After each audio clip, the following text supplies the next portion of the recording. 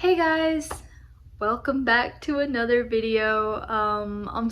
I know the setting, the scenery is a little different this time around. I got stuff more and more. I'm just collecting furniture as I go. Today's video is supposed to be for Booktober, and if you don't know what Booktober is, of course, it's something that I'm just inflicting upon myself. There's no actual, I don't think there is an actual like Booktober movement, at least from as far as the filming of this video goes. Nothing I know of at the moment. Booktober is something that I'm trying to do for the month of October, where every day I read a horror mystery type of book, some kind of October befitting book every day. For today's video, we're going to be reviewing a book for the month of October, and the book that I'm going to be reviewing for today is called My Sister, the Serial Killer by Oyinkan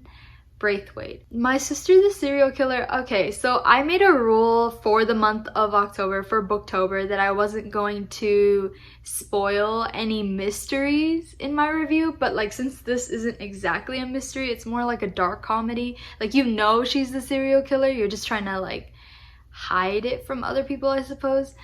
So I don't think I'll be spoiling for this one. So I'll just let you know about everything that goes on and everything that happens, etc, etc. In this book, there are two sisters. One is named Ayoola. She's super pretty. She is loved by everyone. Guys want her, girls want to be her, etc, etc. And there's her older sister, Korede. You know, these two sisters live just as well as any two sisters can when one has the limelight all of the time and the other is always in the shadow of the other sister, or like picking up the mess of the other sister. Yeah, so Korede, she's the type of person to clean up after her sister's messes and stuff like that. She is way more, like, even down to the detail, she's described as being way more neater than her sister, always washing things, making sure that everything is like put away in the specific place that it should be, bleaching things. And it's also part of her profession as a nurse, I believe, in a hospital, so she's always having to sanitize certain things and stuff like that. So she's just got way more experience in that, whereas Ayoola is kind of all over the place. She just lives fast and lives bright, I guess, very passionately. She just goes where her emotions take her, and her emotions often take her to men, to dating men. And unfortunately, it seems that she has a bad habit of killing her boyfriends. That's just how the book even starts out. It's not a mystery, because like you literally start out with a call that Korede gets where Ayoola's like, I think I killed my boyfriend again. Could you help me clean up the dead body? I mean, it's interesting. Okay, I have my own thoughts and opinions about this book that I'm kind of like iffy about sharing, just because of how people have discussed this book, but the people that have discussed this book, I feel like it's in a niche way, I suppose. Like, I don't actually see this everywhere. And if I do see it discussed, I see it discussed in such a great review, such like amazing accolades for this book, that I'm kind of hesitant to talk about my critiques of this book. But like, overall, I did enjoy the book. I did think it was a good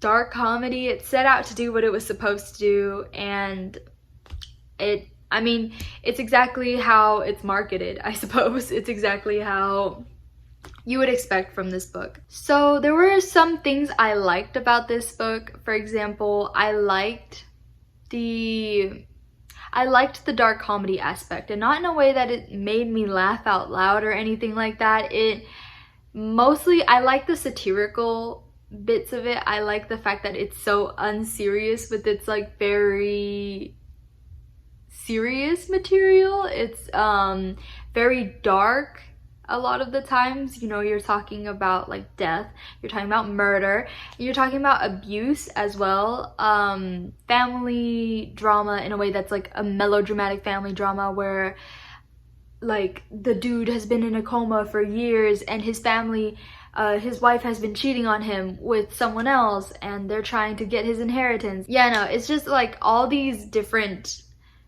it's like all these, like there's like a dark undertone to what happens in regards to Ayoola and her killings, and also Korede's own psyche about how she feels about these killings. But at the same time, it's almost like combated in a more like acerbic, more witty tone, so that it's like you're never lingering on the darkness for too long. You're never lingering on the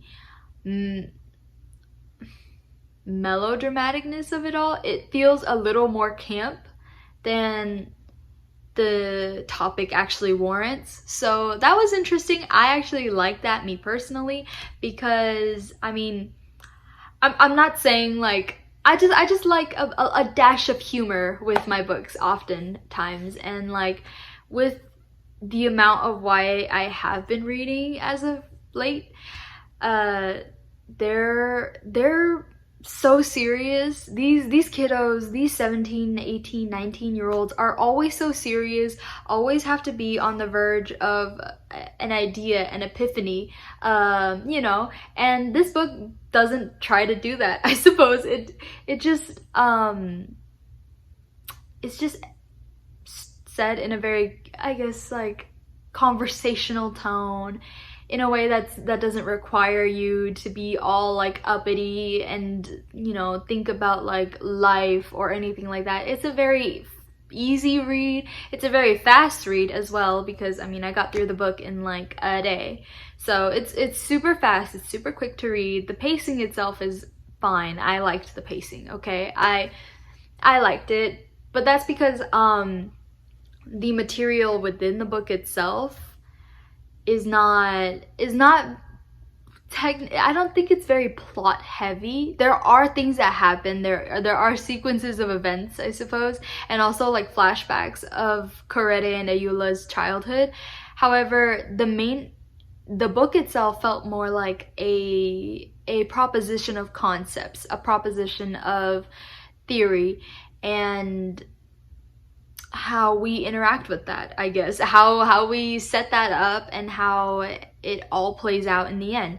So it didn't really feel like a traditional novel in that sense, with like the plot being super like, I guess, heavy or anything like that. It really was kind of like a light read because of how little plot there was. I feel like you can disagree with me if you want, but I'm not saying that that's like a drawback or anything like that to this book. I think it actually, I think in some aspects it actually matched with the tone of the book. It matched with what the book was more wanting to focus on, the themes within this book and such. Now, I talk about the themes in this book. There were some that were really good, I promise. There were some that were like, I was thinking about them because they seemed so interesting. So, for example, Ayoola, the prettier sister, the, you know, like, oh my gosh, like, she always gets everything from everyone and like nobody faults her for it, etc., right? And she kills her boyfriends, right? You're like, okay, how did that happen? What is it? Because she's so entitled to everyone liking her? Is it because she just knows that she won't be blamed for it? But the thing is, she gives her sister Korede a reasoning behind the killings, as in like, she says like they were bad men, the boyfriends that she was with. She said they tried to attack her, they tried to assault her in some kind of way, and she basically says that these are the reasons why she had to defend herself first, you know, like in self-defense and stuff like that. And like the thing is though, Korede notes that you don't actually see any defensive wounds on her. Nothing is actually harmed within her person. It's really just her striking out on whatever she perceives as a threat. And it isn't until later, when you get the flashbacks for their childhood, that you realize that Korede and Ayoola were very much in an abusive household. Their father was a politician who would physically abused, mentally, emotionally abused them and their mother as they were children. And I think one time he even tried to sell off Ayoola as the child bride, which was no, he was so hard to read. He was so difficult to read. You know, he's an example of like a bad man in their life that really kind of tarnished and tainted the way that they see men. And the thing is though, nobody knows about the sordid behind the scenes anything, because again, since they're a politician's family, they have to keep everything on the down low. They have to keep it very quiet, and their mother also just doesn't want to lose face in front of people. And that's also a thing that you like, I feel like it is something that if you understand the context of where this book is set in, it would make sense, a lot more sense to the reader, as opposed to if this were like set in like, I'm not saying other politician families don't save face or anything like that, but it's just so ingrained in some societies that like, oh, you need to look a certain way, act a certain way in front of others, that like even like the excusing of that kind of like really crap husband is like something that is almost like culturally ingrained within the society. And I feel like it was also I don't think the book itself was trying to critique the two-facedness of society, but I mean, I thought it was an interesting look into the culture in general. And yeah, no, so you see how Ayoola and Korede are shaped by their father and the things that he's done to them. And so you realize, oh, like to Ayoola, maybe like she's always looking for any sign of like danger on her person, that like she just strikes first without thinking, you know what I'm saying? Like that's like her way of self-defense because of how she's grown up with her father being very abusive. So like if she sees something as a threat to herself, to her person, she is not afraid to strike, and she often strikes first because she knows that there won't be any consequences for her, because there weren't consequences for her father, and because of the fact that Korede herself also kind of enables her younger sister's behavior by cleaning up her messes and making sure that she doesn't get caught. Throughout the book, it feels like Korede is more worried about Ayoola's victims' families finding out than Ayoola is, you know? And the thing is though, it all comes to a head when Ayoola comes to the hospital that Korede works in, right? And in that hospital, Korede has this crush on a doctor named Tate, and Ayoola catches his eye. And, you know, she has a habit of killing off her boyfriends, so that's really concerning that she's also kind of interested in Tate as well. And it like the synopsis, the premise is kind of phrased like, what will Korede do in this situation? Will she choose love, or will she choose to side with family? And the thing is, at first I was like, what? Me personally, I'm not saying I'd hide a dead body from my siblings, but I'm just saying like I would think that family would come first. And like usually like in a lot of societies, in a lot of cultures, family does. But then when you actually read about their dynamic, you see that it's also kind of toxic codependency. It's the codependency of two people who have suffered through trauma together, who don't know how to let go of each other.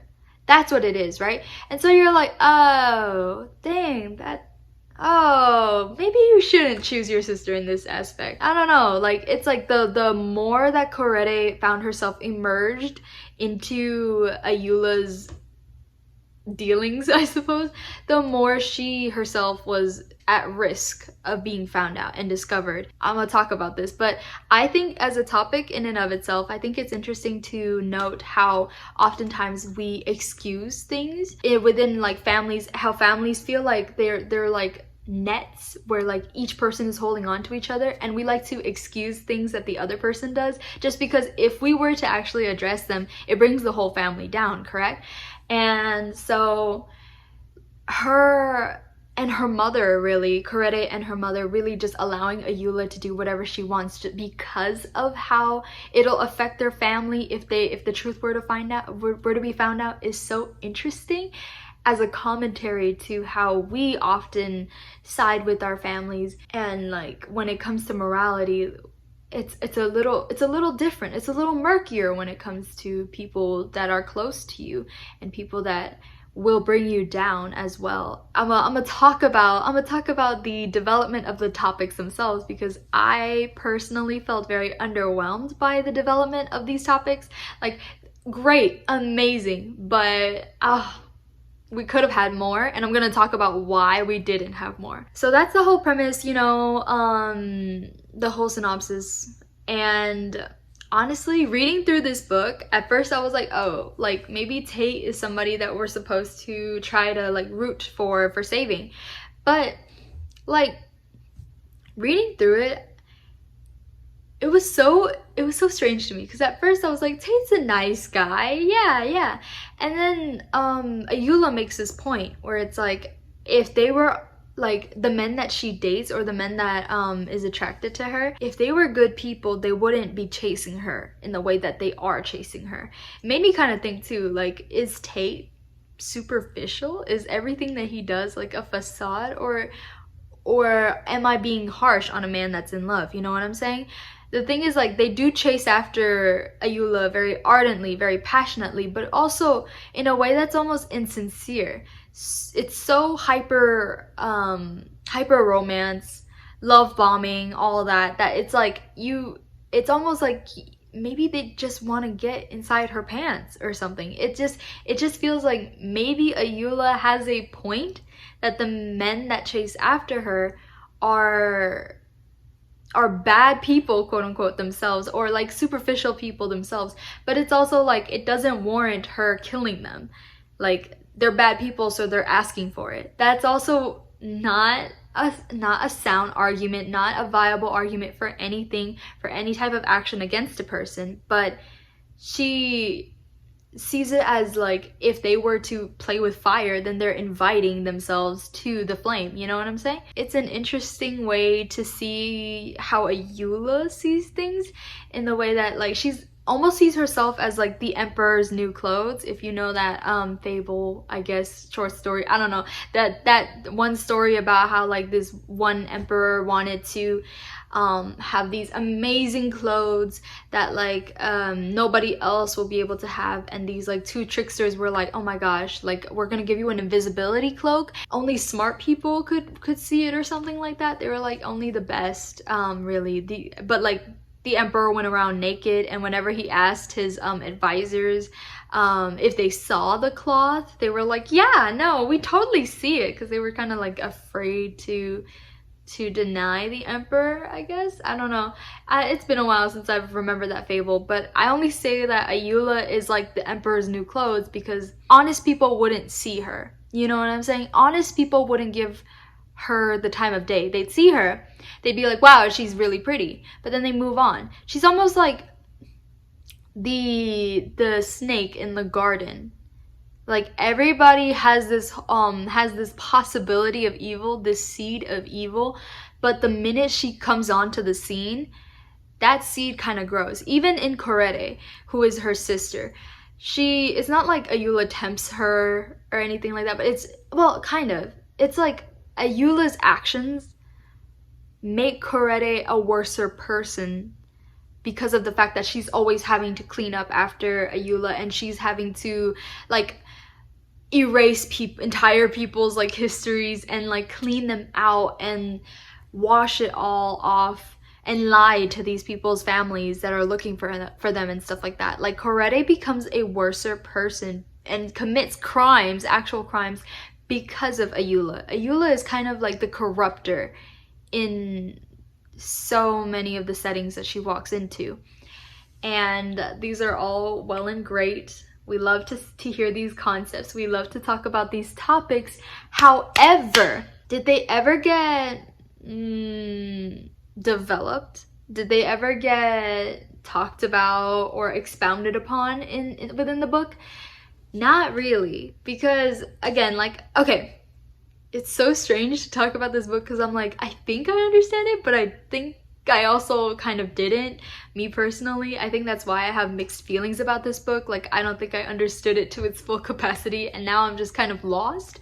So when it comes to the narrative of this book, like I said, it's a very cutting, snide, sarcastic type of way. And the thing is, the characters within themselves, like, the book is super satirical about them. And so, like, they kind of don't have, like, that character arc type, except for Korede, honestly, and even her character arc is more of a character regression, which is interesting. We love to see the pick and play with growth, I guess. Everybody else seems very flat, seems very one-dimensional, but it's done on purpose, I think. It's done on purpose in order to convey, like, a personification of an idea, a personification of, like, Ayoola the corruptor, and a personification of their mother who enables by keeping things quiet and by siding with Ayoola all the time and stuff like that. And it's just super, it's all done, like, befittingly to the narrative, very a simple narrative. And like I said, it's not very plot heavy. It's just trying to convey an idea, to convey concepts within this book. However, because of the fact that the characters themselves are not able to convey, like, more depth within the narrative, it's harder for them to also kind of expound upon the topics that they lay out to you as the reader, because I mean, they can only go so far as characters, as vehicles of the narrative. They only have, like, a certain destination that they reach, and then they, like, get there. There's never any, like, meandering, I suppose. There's never any expansion of what is happening within the scene.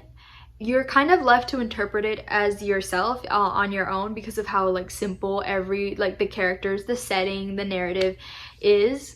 So it's almost like they don't tell you everything, so you have to fill in the blanks on your own. And sometimes, I'm not trying to insult people when I say this, but I'm saying for myself, sometimes some people are really bad at filling in the blanks or reading in between the lines. Overall, I felt that this book was a very interesting read. I would recommend it for October. I think it's worth a read for sure, worth a try if you would like to read it.